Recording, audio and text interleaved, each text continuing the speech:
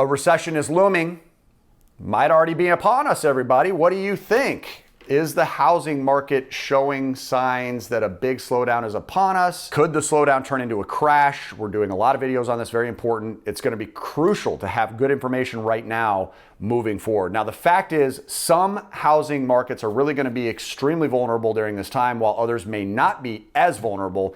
In today's video, what I want to do is take a look at the housing markets that are the most and least vulnerable. So if there is a collapse in the coming months to years, you know which areas to explore and potentially which to avoid. Make sure you stick around for this one. Now, there was a recent study done by Attom Data Solutions.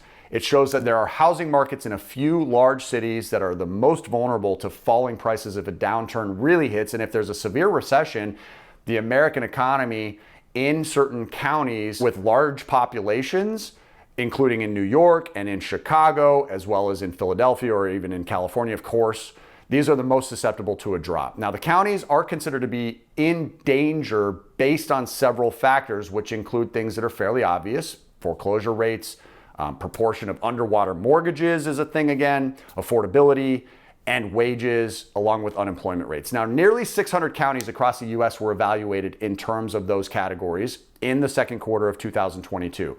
31 of the 50 U.S. counties considered most vulnerable to housing market troubles were in the metropolitan areas around Chicago, New York, Philadelphia, PA, as well as in California. Now, surprisingly, the California markets were actually mostly inland, away from the coast. They continue to have higher levels of unaffordable housing, underwater mortgages right now, foreclosures, and unemployment rates. Now, the top 50 counties included two in New York City. That was Kings and Richmond counties, which cover Brooklyn and Staten Island. 7 of the top 50 in the New York City suburbs included Bergen, Essex, Ocean, Passaic, Sussex, and Union counties in New Jersey, and Rockland County in New York. 6 of the top 50 were in the Chicago metropolitan area, including Cook, Kane County, Kendall, McHenry, and Will counties in Illinois, and Lake County in Indiana. The 3 in the Philadelphia metro area were Philadelphia County in PA, and then Camden in Gloucester counties in New Jersey. California had 13 counties in the top 50 list. No big surprise to any of us at this point, I believe. The counties included Butte County, Humboldt, Shasta, Solano, Fresno County, Kings, Madera, Merced, San Joaquin, Tulare, Kern, Riverside, and then San Bernardino. Those counties include the California cities of Chico, Eureka, Redding, Sacramento, Fresno, Modesto, Stockton, and Bakersfield. Now, part of why those local markets were at the highest risk was because families in those areas were bearing more of a burden financially relative to the wages that they're earning. Mortgage payments and property taxes, along with insurance for a median-priced single-family home, eat up a significant chunk of the average paycheck from the people that are living in that area. In Brooklyn, for example, get this, nearly 103% of local average wages were needed to cover the costs associated with home ownership. You heard me right, 103%. Now, we did a deep dive specific to housing affordability in a recent video. Make sure you check that out in the description below. According to Attom, underwater mortgages are really beginning to play a huge part in market vulnerability, a repeat of 2006.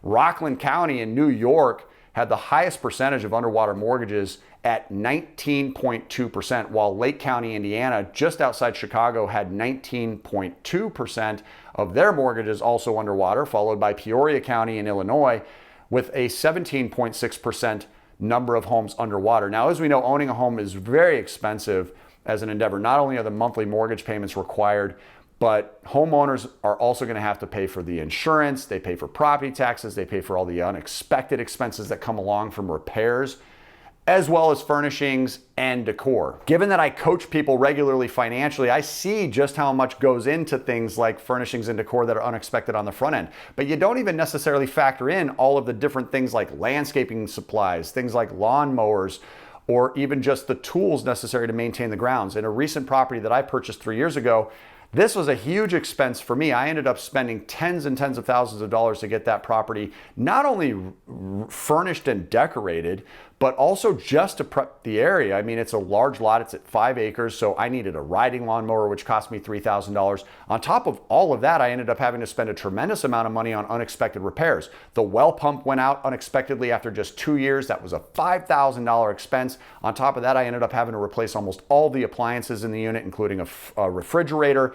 I replaced the dishwasher, which then just 2 short years later went out again, and the warranty wouldn't cover it, which meant that I had to replace it a second time. And I just had a new washer and dryer installed in that property last week, which cost me a little over $3,000. So altogether, I've spent now around $12,000 on just some of these unexpected expenses and repairs just to maintain the property. Oh, and by the way, I forgot to mention that I had to put a $10,000 boiler into the property in the first year of owning it without expecting it. So regardless of getting a proper inspection, which cost me around $700 to get, along with the appraisal and having conversations around these items with those professionals, yes, I knew that those ages were at that point around that 15-year mark that things were going to have to be replaced. You've got to go in and understand that even if it's working fine when you buy it, if it's at that older age, you're probably going to be looking at that life expectancy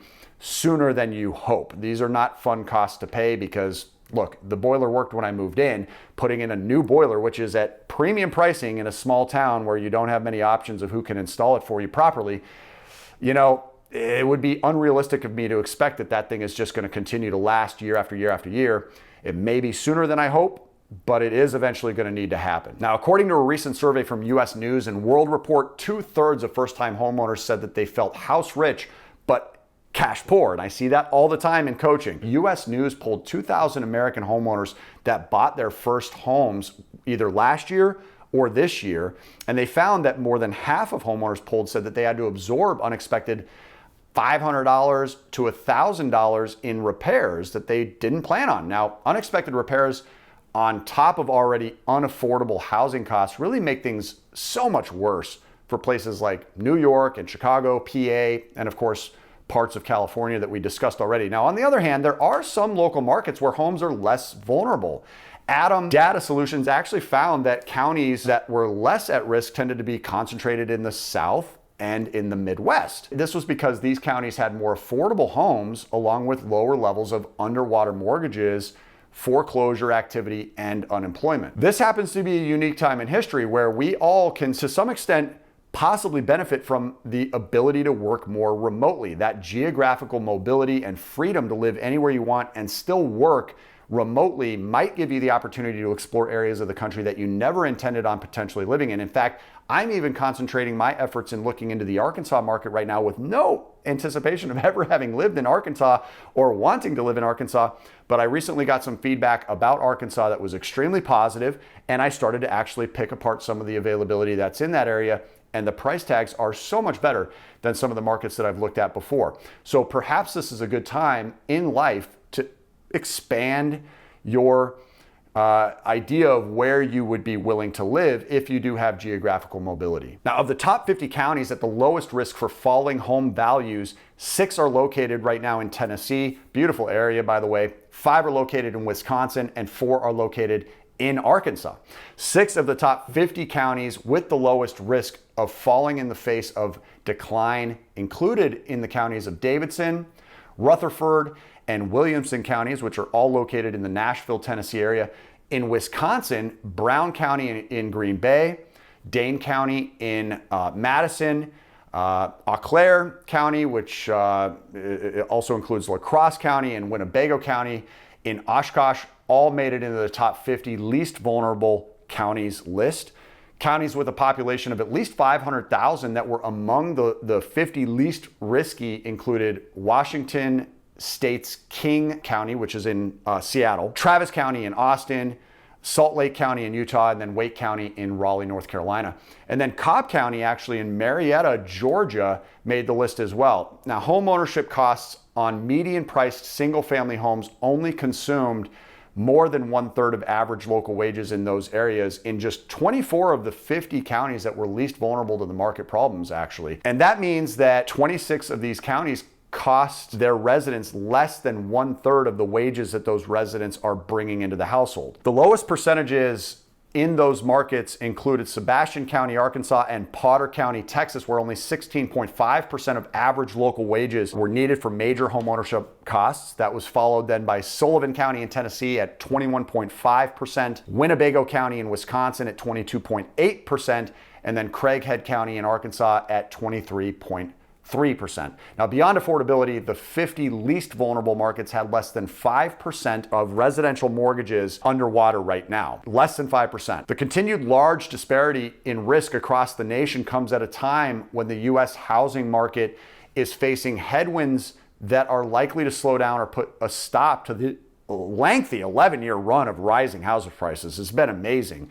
While falling home sales and higher interest rates has really slowed down the market, Attom's report does not indicate that prices are about to drop. Still, they believe with affordability tightening and foreclosures, along with delinquencies increasing, local markets are facing substantial differences when it comes to risk. Rick Sharga, who's Attom's executive vice president for market intelligence, had this to say for predictions in the short term. He said that the Federal Reserve has promised to be as aggressive as it needs to be in order to get inflation under control, even if its actions lead to a recession. Given how little progress has been made reducing inflation so far, the Fed's actions seem more and more likely to drive the economy into a recession, and some housing markets are going to be more vulnerable than others if that happens. Now, as investors or potential homeowners, it's going to be crucial for us to continue to keep our eyes focused on these markets moving forward.